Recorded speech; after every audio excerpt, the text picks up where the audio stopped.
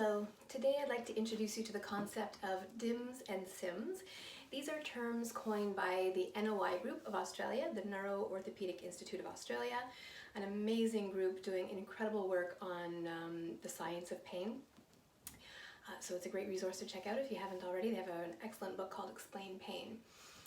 So DIMS and SIMS stand for DIMS are danger in me messages, SIMS are safety in me messages. So this is a great exercise to go through. I highly recommend doing it with your kids if you have a family, and just doing it for yourself otherwise. So first of all, just acknowledging what your DIMS and SIMS are can already be an eye-opener. So I recommend you create a list, something visual. The NOI group recommends doing it on colored sticky notes so that you have categories of your DIMS and SIMS and you paste that on a wall or something so that you can really see it visually.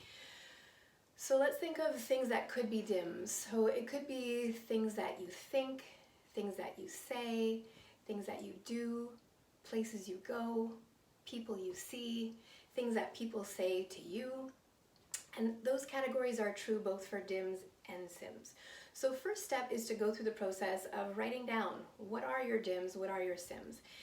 And to dive in a little bit more, DIMS are things, so again, danger in me messages, so anything that makes you feel unsafe, agitated, irritated, fearful, anything that makes you feel uncomfortable.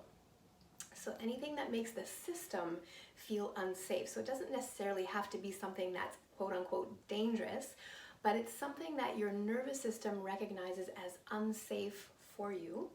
And so your system reacts to that in some way. So acknowledging what those are is step one.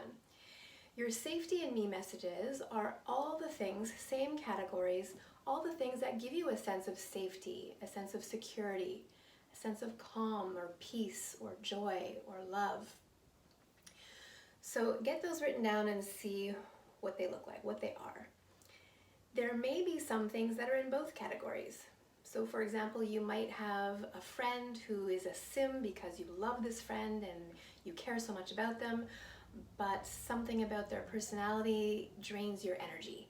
So being with them when you're in pain perhaps is a challenge for you. So they are both a DIM and a SIM, and understanding that is also important.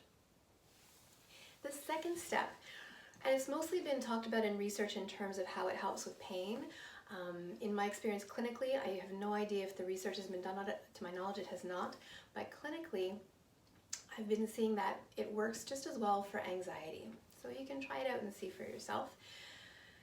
So let's imagine you have to go to something or see someone that is a DIM for you. So you know your system has the potential to perhaps react. So you can do two things. You want to stack your SIMS so that you're taking them with you while you face your DIM, and I'll explain that in a moment. And you want to bookend your DIM with SIMS before and after.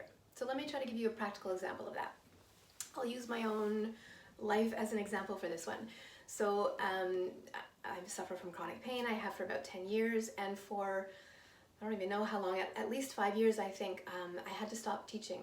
I stopped teaching yoga, Pilates, I stopped teaching pain workshops, lectures, partly because physically I could not stand or sit long enough to do those things, partly because I cognitively was so affected by the pain that cognitively I would not have been able to teach anything.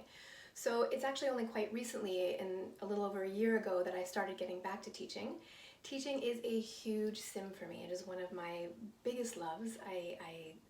It felt like a limb was missing when I wasn't doing it. So it's a huge SIM, so that's great.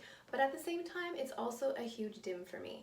Partly because I have to sit in my car to drive to where I'm going to teach. Then I have to do a combination of standing and sitting while I teach. And I have to do a combination of bending and straightening while I teach. These are all the things that are my biggest triggers. So I bookend my teaching with SIMS before and after. So what does that look like? On the day that I'm going to be teaching, in the past, I'm an osteopath, so in the past I would have worked a full day with clients, and then I would have gone right away to teach a few classes, no problem. Now, I'll do my work day, and then I need to schedule some time where I'm doing some of my respite or resetting the nervous system type work. Things like breath work, mindfulness practices, perhaps I'll visualize the class that I'm going to be teaching, meditation.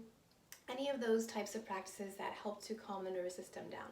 So I need to make sure that I schedule the time to do that before I teach. Then I want to stack my SIMS for my teaching. So I will do things like I will tape my abdomen, my hip, and my back so that I can tolerate standing and sitting a little bit easier.